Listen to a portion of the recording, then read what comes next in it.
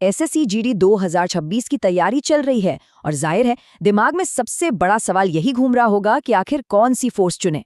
तो चलिए आज इसी उलझन को सुलझाते हैं और इन फोर्सेस को रैंक करते हैं, सबसे आसान से लेकर सबसे मुश्किल तक।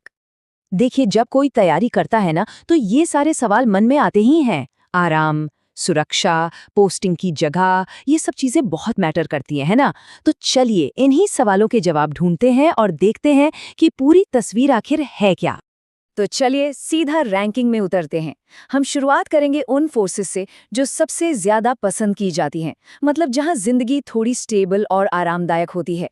ये वो चॉइस हैं जिन्हें ज्यादातर लोग अपनी लिस्ट में सबसे ऊपर रखते हैं। तो नंबर 1 पर कौन है?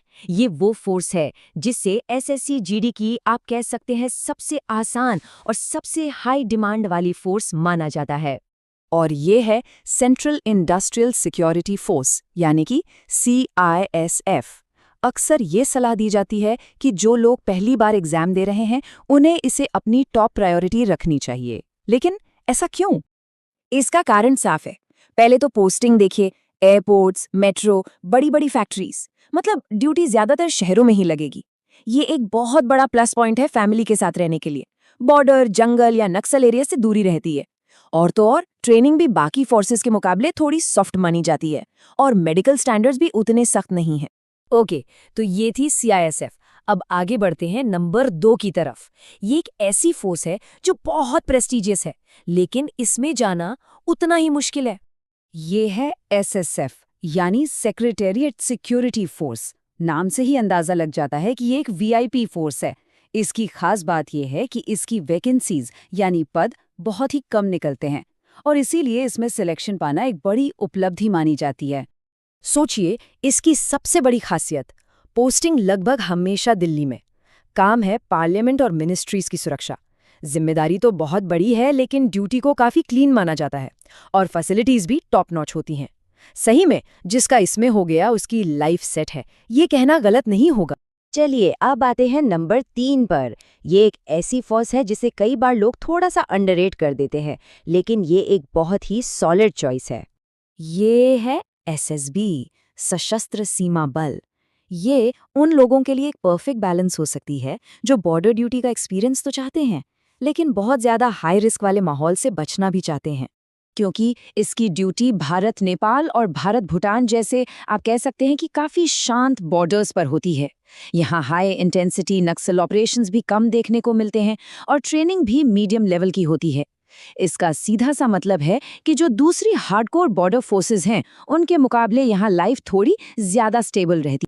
तो ये थी टॉप 3 फोर्सेस जो आराम और स्टेबिलिटी के लिए जानी जाती हैं। लेकिन अब हम रैंकिंग के दूसरे छोर पर चलते हैं, उन फोर्सेस की तरफ जहां चैलेंज, एडवेंचर और रिस्क तीनों ही ज्यादा हैं। ये उन लोगों के लिए हैं जो आराम से ज्यादा चैलेंज को चुनते हैं।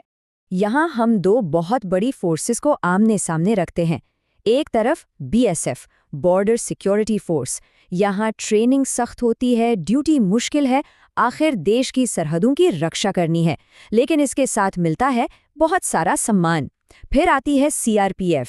इसमें वैकेंसीज सबसे ज्यादा निकलती हैं, लेकिन ये फील्ड ड्यूटी के मामले में भी सबसे आगे है। नक्सल एरियाज में लंबी पोस्टिंग, मतलब नौकरी तो पक्की है पर आराम थोड़ा कम है। और आखिर में आती है वो दो फोर्सेस जो इस लिस्ट की सबसे चैलेंजिंग फोर्सेस हैं। पहले ITBP, इसका नाम लेते ही दिमाग में बर्फ, ऊंचे पहाड़ और हाई एल्टीट्यूड आता है। इसके लिए मेडिकल स्टैंडर्ड्स बहुत स्ट्रिक्ट हैं और ट्रेनिंग वो भी उतनी ही टफ है। और दूसरी तरफ है असम राइफल्स, जिससे सबसे हार्ड फोर्सेस में से एक गिना जाता है।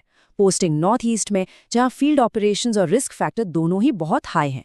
सच में ये दोनों ही फोर्सेस हर किसी के बस की बात नहीं।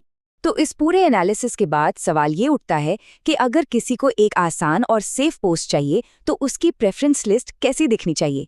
चलिए इसका एक फाइनल कंक्लूजन निकालते हैं। देखिए, अगर आराम और सुरक्षा ही मेन प्रायोरिटी है तो लिस्ट काफी क्लियर है।